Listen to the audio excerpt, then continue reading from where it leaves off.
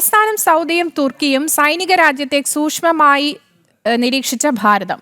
മൂന്നിലേത് രാജ്യത്തിനെതിരെ ആക്രമണം ഉണ്ടായാലും പ്രതിരോധിക്കണമെന്നാണ് കരാറിലെ വ്യവസ്ഥ. അതേസമയം ഭാരതം ഇസ്രയേലുമായി സമാന കരാറിന് ശ്രമിക്കുന്നതായുള്ള റിപ്പോർട്ട് വിദേശകാര്യ മന്ത്രാലയം തള്ളി. ഭാരതത്തിന്റെ ചിരവൈരിയായ പാകിസ്ഥാനും ഓപ്പറേഷൻ സിന്ദൂറിൽ പാകിസ്ഥാനെ സൈനികമായി സഹായിച്ച തുർക്കിയും ഭാരതത്തിന്റെ സുഹൃത്ത് രാജ്യമായ സൗദിയും ഉൾപ്പെട്ട സഖ്യമാണ് രൂപപ്പെട്ടത്. ത്രിരാഷ്ട്ര പ്രതിരോധ കരാർ മക്കയിൽ വെച്ചാണ് ഒപ്പിട്ടത്. നേരത്തെയുണ്ടായിരുന്ന പാക് സൗദി സൈനിക സഖ്യത്തിലേക്കാണ് തുർക്കിയും രംഗപ്രവേശം ചെയ്യുന്നത്. ത്രിരാഷ്ട്ര കരാറിന്റെ ഭാഗമായ ഏത് രാജ്യത്തിനെതിരെ ആക്രമണമുണ്ടായാലും ഒരുമിച്ച് പ്രതിരോധിക്കുമെന്നതാണ് കരാറിലെ പ്രധാന വ്യവസ്ഥ. US നേതൃത്വം നൽകുന്ന നാറ്റോ സഖ്യ രാജ്യങ്ങൾക്കും സമാന വ്യവസ്ഥയുണ്ട്.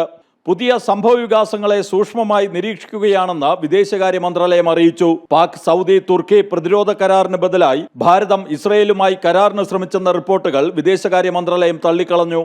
The issues from development cooperation to fishermen's issues and other issues that were discussed as part of the one-day visit that Foreign Secretary had to.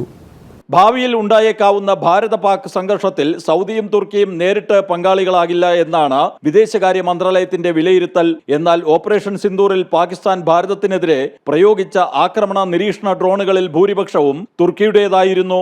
ഭാരതം ഇക്കാര്യത്തിൽ നയതന്ത്രപരമായി തുർക്കിക്കെതിരെ പ്രതികരിച്ചതോടെ US-ൽ നിന്ന് ഭാരതത്തിലേക്ക് കൊണ്ടുവരേണ്ട അപ്പാച്ചെ ആക്രമണ ഹെലികോപ്റ്ററുകൾക്ക് തുർക്കി വ്യോമപാതയും നിഷേധിച്ചു. GCC രാജ്യങ്ങളുമായി മികച്ച ബന്ധമുള്ളതിനാൽ ഭാരതത്തിന് നിലവിൽ സൗദി അടക്കം ഗൾഫ് രാജ്യങ്ങളിൽ നിന്ന് ഒരു ഭീഷണിയുമില്ല. അതേസമയം തുർക്കി പാകിസ്ഥാൻ കൂട്ടുകെട്ടിനെ കരുതലോടെയാകും ഭാരതം നോക്കിക്കാണുക. US നേതൃത്വം നൽകുന്ന നാറ്റോ സഖ്യത്തിലെ പ്രധാന സൈനിക ശക്തി കൂടിയാണ് തുർക്കി. പാകിസ്ഥാന്റെ ഭീകരവാദ നിലപാട് അന്താരാഷ്ട്ര വേദികളിൽ ഭാരതം തുറന്നു കാട്ടുന്നത് നാറ്റോ സഖ്യത്തിൽ തുർക്കിയെയും സമ്മർദ്ദത്തിലാക്കും. ജനം, ഡൽഹി.